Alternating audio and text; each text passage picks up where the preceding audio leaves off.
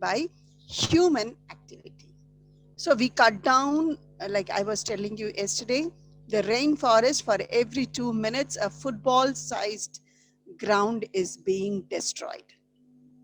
So everywhere we are cutting down the trees and destroying it. And we are creating our own environment, which is bringing global warming, which is bringing a disbalance in the nature and also a difference in seasons. Yeah, Mughal Empire is the only thing I have not sent. Your exam is on 13th, right? I'll be sending it to you today or tomorrow. I'll send it. Okay, it is ready. We have done it in the book. Book we have done it, right? Mughal Empire. Yes, I'll be sending it to you. Okay, I'm correcting your papers and I'll be giving you a marks. Most of you have not written your names. You're in 7th standard. You know already. I have sent the material. Huh? Okay, I'll check it up. I searched yesterday in the classroom. It was not there. I think 1 second. Yeah, it was not there. It is there. Is it there? Mughal Empire. Once again, I'll check it. No, it is not there. Yes. Lesson number 4 is not there. Marks, I think by Monday I'll be able to tell because I'm halfway through it. Okay. Yeah, you've done well. Many of you have done well. I've corrected nearly 15 papers, I think. All of you have got more than 22. So mostly you have got 25. That's very good. So now I can't mention names and all. I'll tell you your marks when it is fully corrected. Now take your pencil as we are going to do the exercise of environment. Come to page number 103. Page number 103. I can't tell Nitish because all the papers are not corrected. Okay. Page number 103. Can't see the number also properly. Okay. Shall we start? Okay. Yes. Choose the correct answer. What percentage of Earth's surface is covered with water? 71. C is the right answer. Very good. Thank you, Nawful, Naveen. Who else? Sai. Yes. Thank you. So it is 71. C. During photosynthesis, plants require sunlight, carbon dioxide, both. Both is the right answer. Okay. C again is the right answer. Which of the following is not a part of desert ecosystem? Cactus, water, yansnith, and camel. B is the right answer. Okay. Which of the following belongs to the category of cultural evolution? Mountain, industry, glaciers. B is the right answer. It is industry. Which of the following human activities cause maximum damage to the environment? Cultivation, building houses, deforestation. It is deforestation. So once again, I'll repeat the answers. Check your answer, okay? 1, C. 2, C. 3, B. 4, B. 5, C. So you have C, C, B, B, C. Okay? What is BBC? Anyone knows? Anyone knows the full form of capital B, and capital C? BBC. Anyone knows it? It's out of the box. Okay? News channel. Okay, which news channel? Can you give me the full form? Can you give me the full form? English news channel. Okay, which English news channel? We have it even DD, even CNN.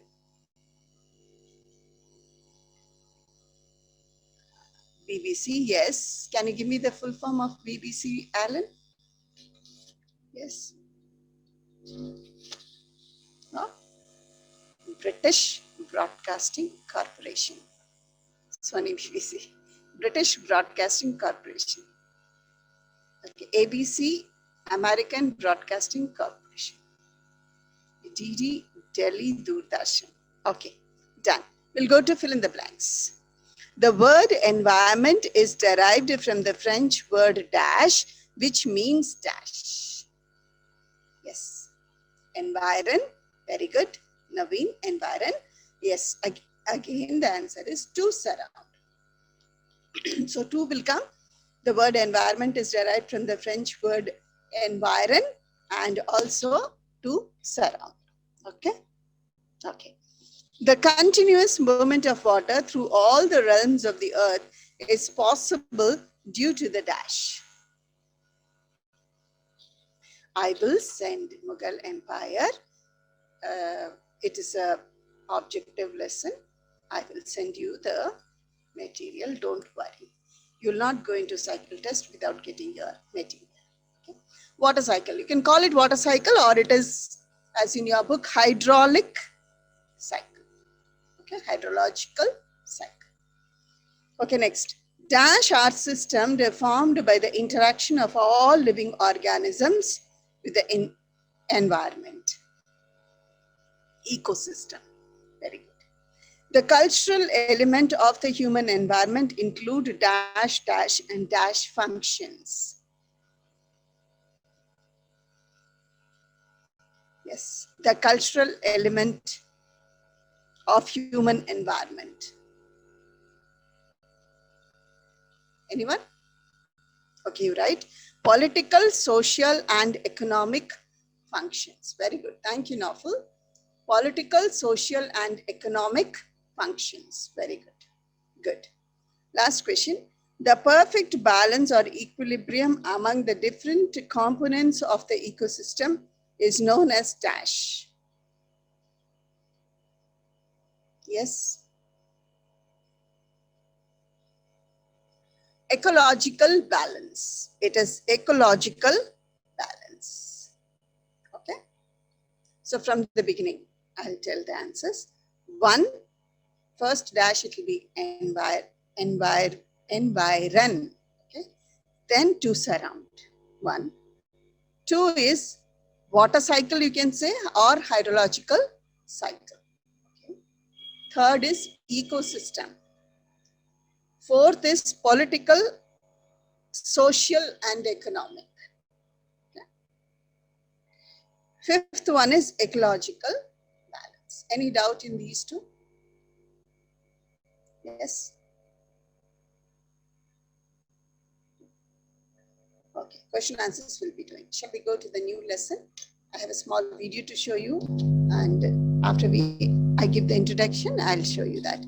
The lesson name of the lesson is lesson number 24. Institutional representation of democracy, and page number is 214. 214.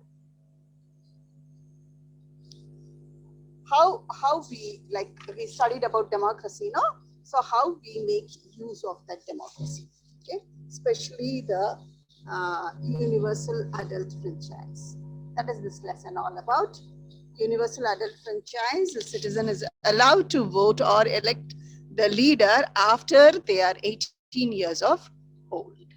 Okay, so this system is very unique in India. Universal adult franchise, right to vote. We have 3 steps of elections. Okay, one is a general election when we elect our prime minister and members of the parliament. Okay, that is called the general election, which goes to the center. Second one is midterm election. These elections take place before the completion of the term of the government. Suppose one government is not able to complete, there is a vote of no confidence, or the government fails, or something happens in the party and the whole party is dissolved and all that, then there comes a by-election. And mid-election. Then comes the by-election. These elections are held to fill the political office which has fallen vacant between the scheduled elections. Between 2 elections, if some MP or MLA, they pass away, their place become vacant. Again, an election is kept to fill that place. Okay, so these 3 types of elections are held in India. We have multi-party system in India. There are many political parties. They have their own symbols, like you can see here on page number 217 in your book. I'll also show you. This is the election symbols. The hand is Congress, and this, I don't know what it is, cycle and other things are also there. And you will be having like lotus for BJP, okay, and a sickle for the Communist Party. So they have their own election symbols, and these symbols also help the people to recognize their party and vote for them during elections. Okay, and after they give the cast the vote, they are given a mark over here. As you can see, a lady on the other page 216 showing a mark. You also must have seen your parents. Okay, yes, yeah, there is a logo like a broom, a cooker. Cooker is also there. Okay, and what else? They have so many. You can keep anything as your symbol. It's your wish. Yes. And Congress had this hand for a very, very long time. Okay, they have not changed. And even BJP has that lotus for a very long time. They have not changed. Okay, so these are the election, this thing. We have electronic voting machines, which are brought to the voting booths, and they're kept there on the day of voting. See, you're not supposed to campaign 24 hours before the election. So before the election is conducted, 24 hours before that, they're not supposed to campaign. You know, though they go and they promise the people, I am from Congress, if you elect me, I'll be doing this, that, okay, and all those things. And when these people are elected, they have to fulfill their promises, okay. And then we also have coalition government. Sometimes one political party does not get majority of vote. And when that political party doesn't get majority of vote, what happens is that other small political parties, they join hands with them because they have to show certain number of representation. So when the representation is less, they get together and then they form a government called coalition government.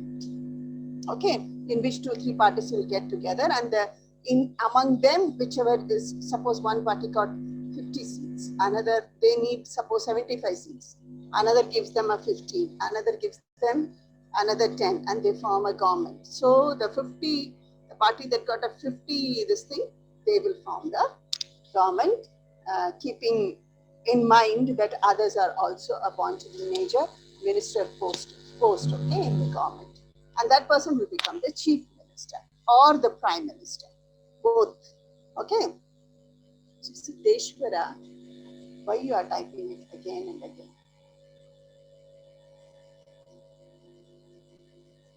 What happened in the PDF? You don't have sufficient lessons, or what happened? You need lesson 3 and lesson 4. Okay, lesson 3 is there in the classroom. 4 I will be posting. And your social exam is on 13th, right? So what's the big deal? Why you are unnecessarily typing? We have started a new lesson and I'm teaching you about the elections. Please don't do that. You are in 7th standard. You are quite big to understand things, right? Shall we go to the video? I'll show you how elections are conducted in India. Yes.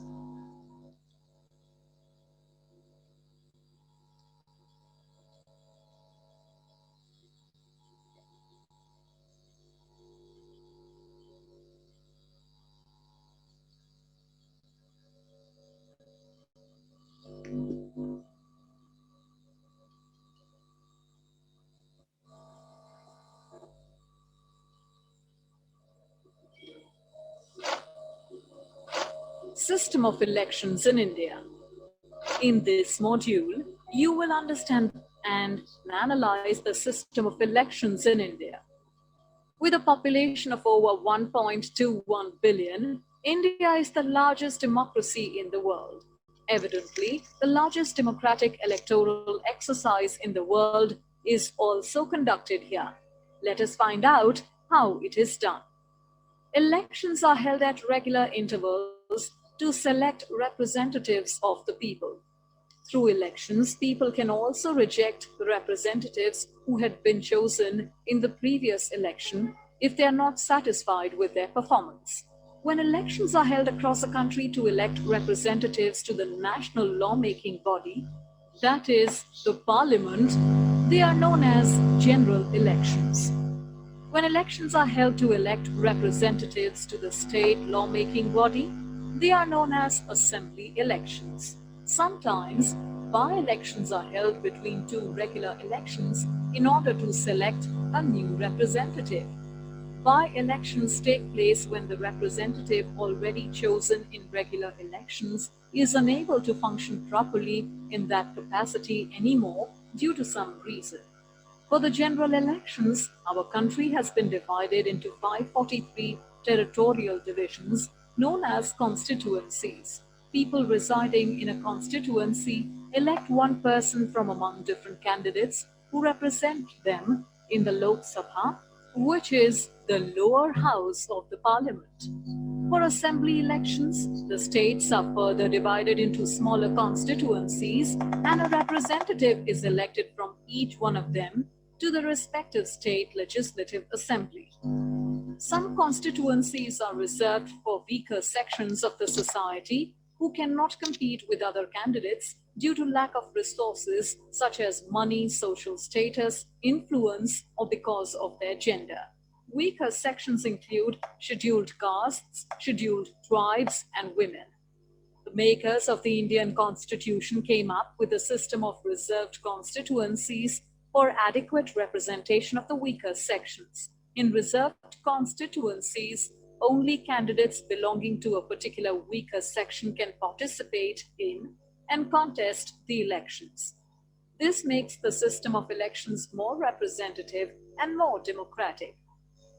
Once the demarcation of constituencies is done, the electoral roll is prepared. The electoral roll is commonly known as the voters' list. The electoral roll is a list of all the people in each constituency who are registered to vote in the elections. Only those who have their names on the electoral roll are allowed to vote. The electoral roll is revised regularly to add the names of new voters and remove the names of those who do not belong to that constituency anymore.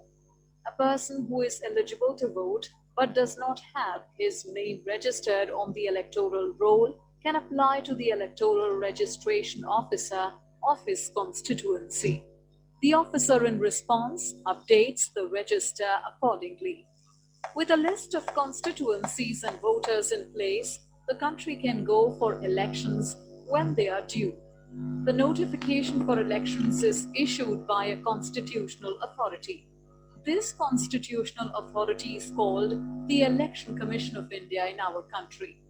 The process of nominating candidates in different constituencies begins soon after the notification for elections is released. A person contesting under a political party is nominated by that party. Individual candidates may also contest elections independently without the support of any political party. Anyone who wishes to contest the elections has to fill the nomination form and pay a security deposit. He or she must be at least 25 years of age. All candidates are required to make a legal declaration regarding their assets and liabilities, educational qualification, and criminal cases, if any, pending against them. This information is put into public domain so that voters can make an informed decision about their representatives. After the nomination of candidates, campaigning for the elections begins. In this phase, the nominated candidates interact with the voters and address gatherings to mobilize support in their favor. Campaigning also gives people a chance to know the candidates better and choose the best representative from among the number of candidates. In a democracy, every candidate is free to conduct their election campaign whichever way they want to. However, on certain occasions, it may become necessary to regulate campaigns in order to ensure that the process is fair and equitable. For this, there is a model code of conduct in place.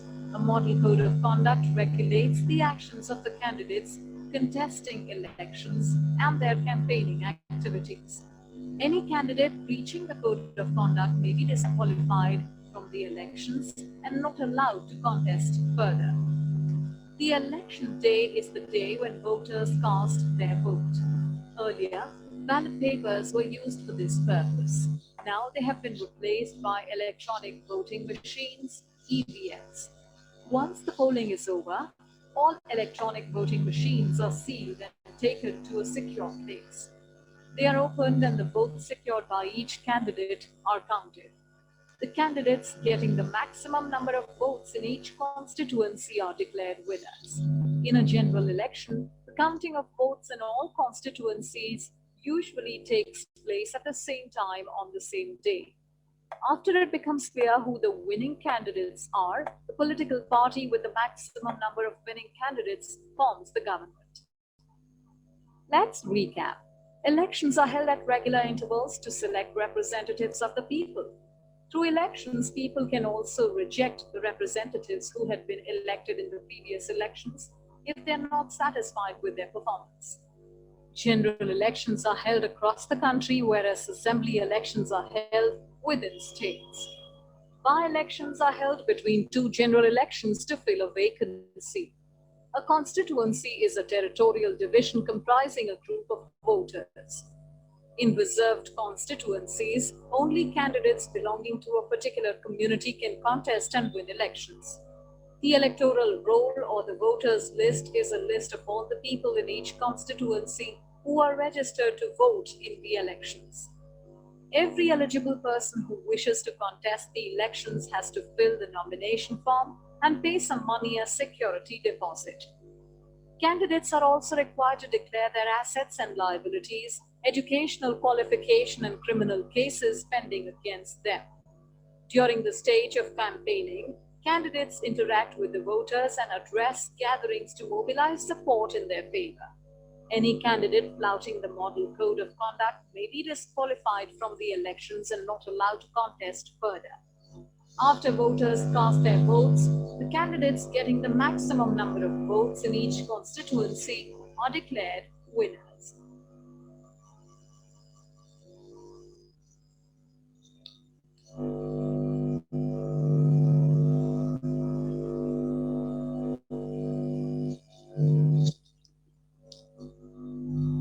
So you saw it, children, how the voting is done, how people are elected to the post, and people who are elected to the parliament candidates, they are called the members of the parliament, or we call them as MPs, member of parliament. And those who are elected to the assembly legislature, they are called the MLAs, or members of the legislative assembly in the state. Okay, so country as a whole is divided into different constituencies, more than 500, and from there candidates stand and they are elected. Okay, and further, when we have assembly elections, that is state election, again these constituencies are further divided, and from there the candidates are elected. Okay, so the candidates, when suppose I'm standing for election, okay, election from my place in Trichy. Okay, so I have to declare how old I am, how much I have studied, what is the wealth that I have. Okay, when elections are going on, you can read about all that in the newspaper, how much wealth I have. Okay, and what is the job that I am doing. They have to resign, okay, if they are in regular government jobs and all. So all these things I have to tell the people, if I have any criminal case against me still pending. So all those things I have to declare, then only I can stand for election when they give me a ticket. Okay, Election Commission of India will give me a ticket, okay, you can stand. And also I have to deposit certain amount of money. That is called the deposit money that I have to give them when I stand for the elections. Okay, so if I win, so I'm elected from my constituency, I will become either MP or MLA, whatever it is the election is. Assembly election or general election. Okay, in case a person is elected and he goes to the parliament as a member of the parliament, okay, and suppose he becomes sick and he dies, or he is not able to carry out his duties, something happens, okay, then a by-election is kept. in between, in which we elect for that particular constituency. There will be election from where he was standing, and then a new person will be elected. Midterm elections come when in the center the government fails, or something happens and the president will dissolve that uh, assembly, or that party. It is dissolved. The Lok Sabha is dissolved at that time. Then again, elections are kept to elect the person. The candidates will give again they will give their details, and they will get a ticket, and then again there will be. Elections are very, very costly. They have to spend a lot of money. Okay, so in India, once in 5 years, general elections are, all elections are kept once in 5 years. Assembly election as well as general elections. Okay, the person elected at the center is called the prime minister and his cabinet. The person elected in the state assembly is called chief minister and his or her cabinet. Okay, so they rule. They give different posts to different responsible people, like textile minister, education minister, foreign minister, home minister, finance minister, industrial minister. All these posts are given to them, and they look after the particular thing in the country. Okay. Yes. No, if a person, suppose the prime minister is elected, okay, and the work is not going properly, see, we can give a vote of no confidence, pass it in the Lok Sabha, that we are not confident, we have no confidence in this person, we don't want him anymore to prolong as a prime minister. There are certain rules, okay? If we pass that vote of no confidence, president will dissolve the assembly, again elections will be there. Usually it doesn't happen, but if the people are not satisfied, because we are forming the government, okay? So we are forming, we the people of India, we are forming the government. And if we are not satisfied, we can pass the vote of no confidence. It's not that he can stay there because he is elected. Okay, it is like that. So usually that doesn't happen because it's a long process. It doesn't happen. But then there are rules that you can do it. Okay. So this is what is state election and central election. Anybody can have. India is a multi-party country, democracy. So you can have as many parties as you want. You can stand for election, anyone. Okay, any film star, any cricketer, any businessman, any common man who is having ability to be a good leader and he thinks that he'll win the election, he can prove his worth by standing in the election. And you have to go and tell the people about you and about what you will do and what you have done. All those things you have to tell the people, and people will analyze and they will think that, okay, this person is okay, we will vote for that person. And if they think that you are not fit, they will not give you vote. Okay, so that is why people even get very less vote, and they very badly fail in elections. Okay, so these are the things that we have to keep in mind when we are talking about the universal adult franchise in India, that is a right to vote. That's one of our fundamental rights. And I told you, I think in your class one day I said, when we are studying democracy, that everyone who is above 18-year boy or girl, educated, uneducated, whatever, you can, unless you are in a sound mind, okay, you can go and vote. And if you are working in the election booth, you cannot vote at that time because you are working. Mostly teachers, government teachers are appointed in the election booth where they sit to guide the people to see that they properly use the machines and all that, and police who are on duty. So these people can vote through post. It's called postal voting. So through post, they can send their vote. Okay? And still more, people who are staying in foreign countries, who cannot come to India to vote, they can also send their vote. They can either come or they can send their post. By post, they can send their vote to India. Okay. So these you can exercise your right to vote, to elect your own leader. So this is how election happens in India.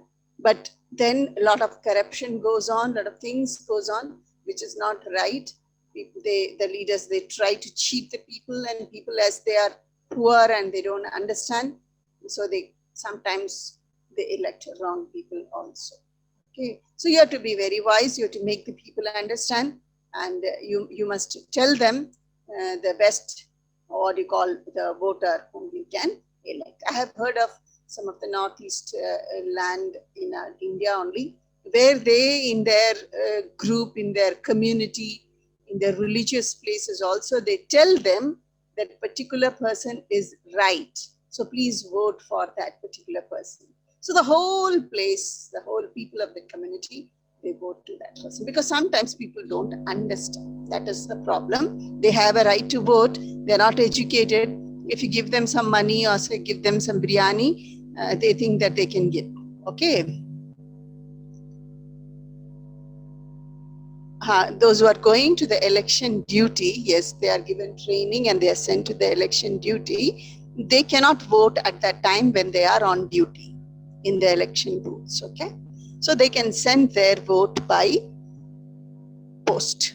They send it by post, okay, to that particular constituency, and then their votes are counted in. Okay, and the person who organizes all this election in India is the election commissioner of India. Now, I give you a small job.